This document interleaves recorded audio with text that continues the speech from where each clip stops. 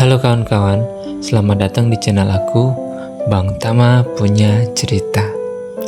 Kali ini aku mau ceritain kesetiaan seorang istri, yang mana kisah ini ditulis oleh Nopi Anila Ndut. Ya begitulah nama penulisnya.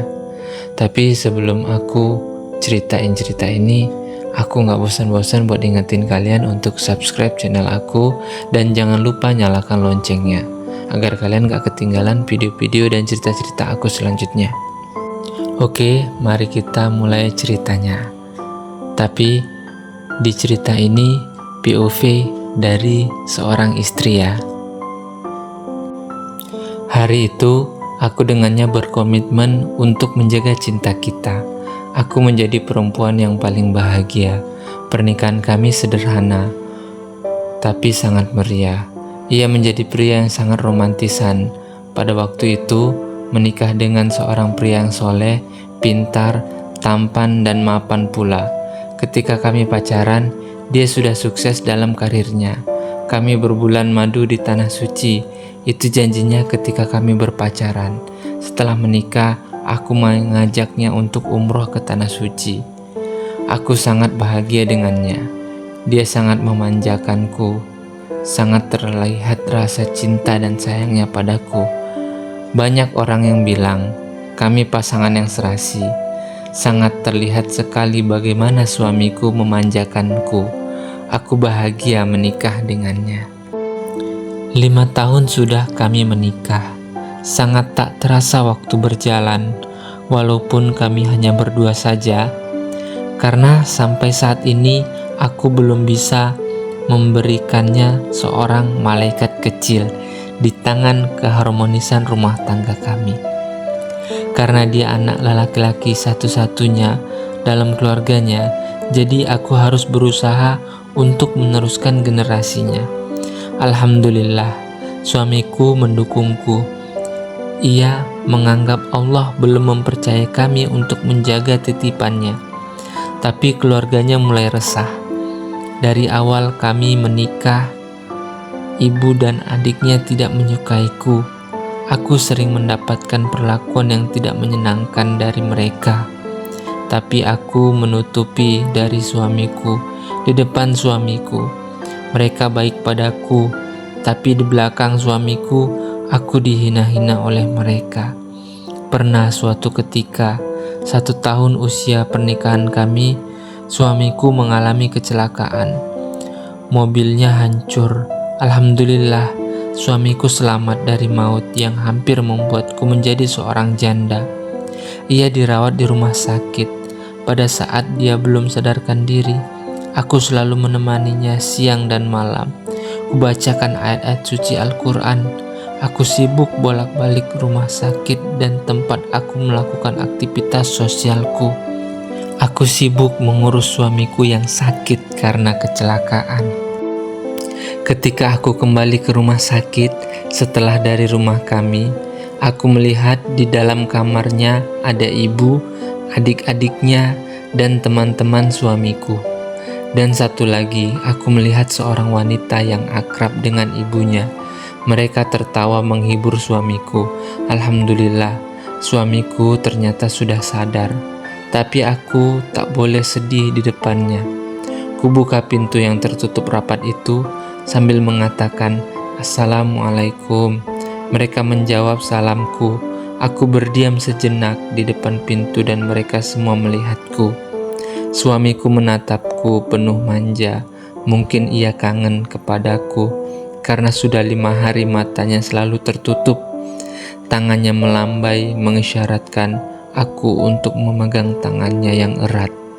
Setelah aku menghampirinya, kucium tangannya sambil berkata, "Assalamualaikum." Ia pun menjawab salamku dengan suaranya yang lirih, tapi penuh dengan cinta. Aku pun senyum melihat wajahnya. Ibunya lalu berbicara kepadaku, "Fis, kenalkan, ini Desi, teman Fikri." Aku teringat cerita dari suamiku bahwa teman baiknya pernah mencintainya. Perempuan itu bernama Desi. dan dia sangat akrab dengan keluarga suamiku, dan akhirnya aku bertemu dengan orangnya juga. Aku pun langsung berjabat tangan dengannya. Tak banyak aku bicara di dalam ruangan. Aku tak mengerti apa yang mereka bicarakan. Aku sibuk membersihkan dan mengobati luka-luka di kepala suamiku. Baru sebentar aku membersihkan mukanya, tiba-tiba adik iparku yang bernama Dian mengajakku keluar. Ia minta ditemani ke kantin, dan suamiku pun mengizinkannya. Aku pun menemaninya, tapi ketika di luar adik iparku berkata, "Lebih baik kau pulang saja. Ada kami yang menjaga abang di sini. Kau istirahat saja." Aku pun tak diperbolehkan berpamitan dengan suamiku dengan alasan abang harus banyak istirahat karena psikologisnya yang masih labil. Aku berdebat dengannya mengapa aku tidak boleh berpamitan pada suamiku. Tapi tiba-tiba ibu mertuaku datang menghampiriku dan ia mengatakan hal yang sama. Ia akan memberi alasan pada suamiku dengan aku pulang tak berpamitan padanya. Toh suamiku selalu menurut apa kata ibunya. Baik ibunya salah, suamiku tetap saja membenarkannya. Akhirnya aku pun pergi meninggalkan rumah sakit itu dengan linang air mata. Sejak saat itu, aku tidak pernah diizinkan menjenguk suamiku sampai ia kembali dari rumah sakit. Dan aku hanya bisa menangis dalam kesendirianku. Menangis mengapa mereka membenciku. Hari itu, aku menangis tanpa sebab. Yang ada di benakku, aku takut kehilangannya. Aku takut cinta dibagi dengan yang lain. Pagi itu, pada saat aku membersihkan pekarangan rumah kami, suamiku memanggilku ke taman belakang. Ia baru saja selesai sarapan. Ia mengajakku duduk di ayunan favorit kami sambil melihat ikan-ikan yang bertaburan di kolam air mancur itu. Aku bertanya, "Ada apa kamu memanggilku?" Ia berkata, "Besok aku akan menjenguk keluargaku di Sabang." Aku menjawab, "Iya sayang, aku tahu. Aku sudah mengamasi barang-barangmu di travel bag dan kamu sudah pegang tiket bukan?" "Ya, tapi aku tak akan lama di sana. Cuma 3 minggu aku di sana. Aku juga sudah lama tidak bertemu dengan keluarga besarku sejak kita menikah dan aku akan pulang dengan mamaku." Jawabnya tegas. "Mengapa baru bicara? Aku pikir hanya seminggu saja kamu di sana." Tanyaku balik kepadanya penuh dengan rasa penasaran dan sedikit rasa kecewa karena ia baru memberitahu kepulangannya itu. Padahal aku bersusah payah mencarikan tiket pesawat untuknya. "Mama minta aku yang menemaninya saat pulang nanti," jawabnya tegas. "Sekarang aku ingin seharian dengan kamu, karena nanti kita 3 minggu tidak bertemu, ya kan?" Lanjutnya lagi sambil memelukku dan mencium keningku. Hatiku sedih dengan keputusannya, tapi tak boleh aku tunjukkan padanya. Bahagianya aku, dimanja dengan suami yang penuh dengan rasa sayang dan cintanya. Walaupun terkadang ia bersikap kurang adil terhadapku, aku hanya bisa tersenyum saja. Padahal aku ingin bersama suamiku, tapi karena keluarganya tidak menyukaiku, aku hanya karena mereka cemburu padaku karena suamiku sangat sayang padaku. Aku memutuskan agar ia saja yang pergi, dan kami juga harus berhemat dalam pengeluaran anggaran rumah tangga kami. Karena ini acara sakral bagi keluarganya, jadi seluruh keluarganya harus komplit. Aku pun tak dipedulikan oleh keluarganya harus datang atau tidak. Tidak hadir justru membuat mereka sangat senang. Aku pun tak mau membuat riuh keluarga ini. Malam sebelum kepergiannya, aku menangis sambil membereskan keperluannya yang akan dibawa ke Sabang. Ia menatapku dengan menghapus air mata yang jatuh di pipiku, lalu aku dipeluk erat dirinya. Hati ini bergumam seakan terjadi sesuatu, tapi aku tidak tahu apa yang akan terjadi. Aku hanya bisa menangis karena akan ditinggal pergi olehnya. Aku tidak pernah ditinggal pergi selama ini. karena kami selalu bersama-sama kemanapun ia pergi. Aku mungkin sedih karena aku sendirian, tidak punya teman, hanya pembantu saja teman ngobrolku. Hati ini sedih akan ditinggal pergi olehnya. Sampai keesokan harinya, aku menangisi kepergiannya. Aku tak tahu mengapa sesedih ini, perasaanku tak enak. Tapi aku tak boleh berburuk sangka. Aku harus percaya kepada suamiku. Dia pasti akan selalu menelponku. Berjauhan dengan suamiku sangat tidak nyaman. Aku merasa sendiri. Untunglah aku mempunyai kesibukan sebagai seorang aktivis. Jadi aku tak perlu terlalu kesepian, ditinggal pergi ke Sabang. Saat kami berhubungan jarak jauh, komunikasi kami buruk. Saat ia di sana, aku pun jatuh sakit. Rahimku sakit sekali seperti dililit oleh tali. Tak tahan aku menahan rasa sakit di rahimku ini. Sampai-sampai aku mengalami pendarahan. Aku dilarikan ke rumah sakit oleh adik laki-lakiku yang kebetulan menemaniku di sana. Dokter memvonisku, aku terkena kanker mulut rahim stadium 3. Aku menangis. Apa yang bisa aku banggakan lagi?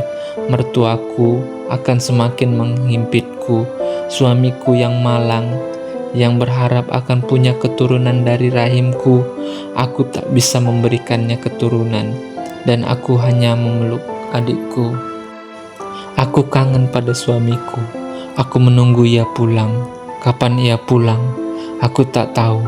Sementara suamiku di sana, aku tidak tahu mengapa ia selalu marah-marah jika meneleponku. Bagaimana aku akan cerita kondisiku jika ia selalu marah-marah terhadapku? Lebih baik aku tutupi dulu.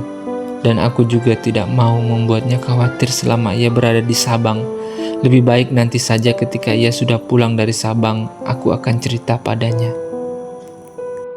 Setiap hari aku menanti suamiku pulang. Hari demi hari aku hitung, sudah 3 minggu suamiku di Sabang. Malam itu, ketika aku sedang melihat foto-foto kami, ponselku berbunyi, menandakan ada SMS yang masuk. Kubuka di inbox ponselku, ternyata dari suamiku yang SMS. Ia menulis, "Aku sudah beli tiket untuk pulang. Aku pulangnya 1 hari lagi, aku kabari lagi." Hanya itu saja yang diinfokannya. Aku ingin marah, tapi aku pendam saja ego yang tidak baik ini. Hari yang aku tunggu pun tiba. Aku menantinya di rumah sebagai seorang istri. Aku pun berdandan yang cantik dan memakai parfum kesukaannya untuk menyambut suamiku pulang. Dan aku menyelesaikan komunikasi yang buruk akhir-akhir ini. Bel pun berbunyi. Kubukakan pintu untuknya. Ia pun mengucap salam sebelum masuk. Aku pegang tangannya ke depan teras. Ia tetap berdiri. Aku membungkuk untuk melepaskan sepatu, kaos kaki, dan kucuci kedua kakinya. Aku tak mau ada syaitan yang masuk ke dalam rumah kami. Setelah itu aku pun berdiri langsung mencium tangannya. Tapi apa reaksinya? Masya Allah, ia tidak langsung mencium keningku. Ia langsung naik ke atas.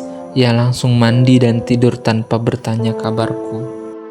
Aku hanya berpikiran, mungkin dia capek. Aku pun segera merapikan bawaannya sampai aku pun tertidur. Malam menunjukkan 1/3 malam, mengingatkan aku pada tempat mengadu, yaitu Allah, Sang Maha Pencipta. Biasanya kami selalu berjamaah, tapi karena melihatnya tidur sangat pulas, aku tak tega membangunkannya. Aku elus mukanya, aku cium keningnya, lalu aku sholat tahajud 8 rakaat plus witir 3 rakaat. Aku mendengar suara mobilnya. Aku terbangun, lalu aku lihat dia dari balkon kamar kami. Dia bersiap-siap untuk pergi. Aku memanggilnya, tapi ia tak mendengar. Lalu aku langsung ambil jilbabku. Aku lari dari atas ke bawah tanpa memperdulikan darah yang bercecer dari rahimku. Aku mengejarnya, tapi ia begitu cepat pergi. Ada apa dengan suamiku? Mengapa ia sangat aneh terhadapku? Aku tidak bisa diam begitu saja. firasatku ada sesuatu. Saat itu juga aku langsung menelepon ke rumah mertuaku. Kebetulan Dian yang angkat teleponnya.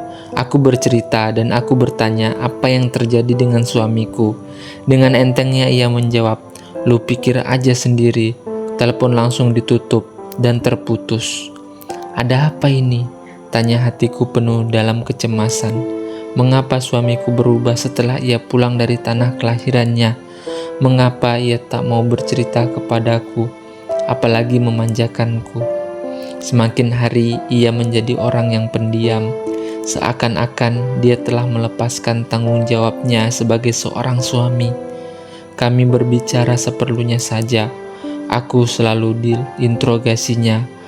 Aku dari mana dan mengapa pulang terlambat? Ia bertanya dengan nada yang keras. Suamiku telah berubah. Ya, sekian dulu cerita ini. Kita lanjut di bagian kedua. Dan buat temen-temen yang udah klik video ini, aku ucapin terima kasih dan aku doain semoga rezeki kalian lancar ya. Dan sekali lagi, aku gak bosan-bosan buat ingetin kalian buat subscribe channel ini dan nyalakan loncengnya. Dan jika kalian suka dengan video ini, klik tombol like-nya dan jangan lupa tinggalkan komentar di bawah. Oke, sampai jumpa. Dadah.